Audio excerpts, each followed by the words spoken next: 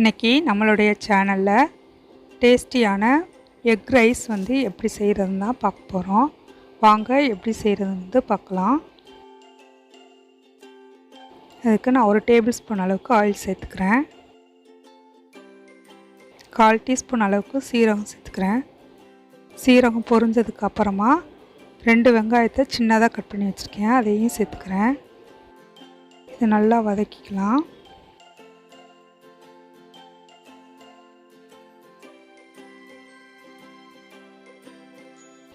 நல்லா வதங்கிருச்சு. இப்போ 2 தக்காளி கட் பண்ணி வச்சுருக்கேன், அதையும் சேர்த்துக்கிறேன். இது தக்காளியும் நல்லா வதக்கிக்கலாம்.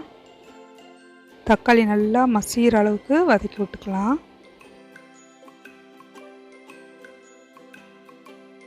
இதை ஒரு நிமிஷத்துக்கு மூடி வச்சுக்கலாம்.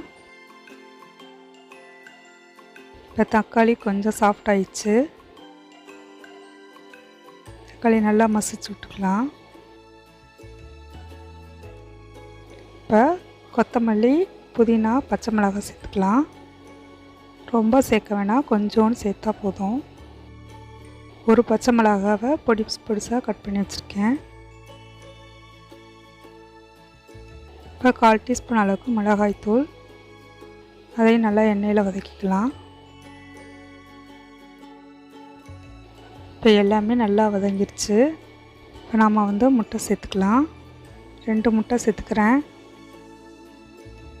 இப்போ முட்டையை ஃபுல்லாக நல்லா கலக்கிட்டு அதுக்கப்புறமா கிரேவியோடு சேர்த்துக்கலாம்.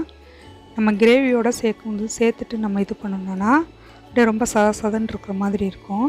அதனால் ஃபஸ்ட்டு முட்டையை ஸ்க்ரம்பிள் பண்ணிவிட்டு அதுக்கப்புறமா கிரேவியோடு மிக்ஸ் பண்ணிக்கலாம். இப்போ இந்த இதுக்கு தேவையான அளவுக்கு உப்பு சேர்த்துக்கலாம். ரைஸில் உப்பு சேர்த்து தான் வடித்து வச்சுருக்கு.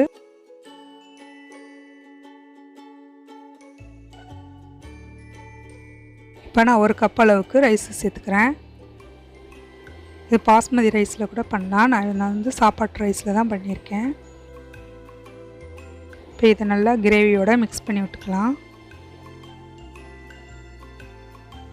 இப்போ நல்லா மிக்ஸ் பண்ணியாச்சு.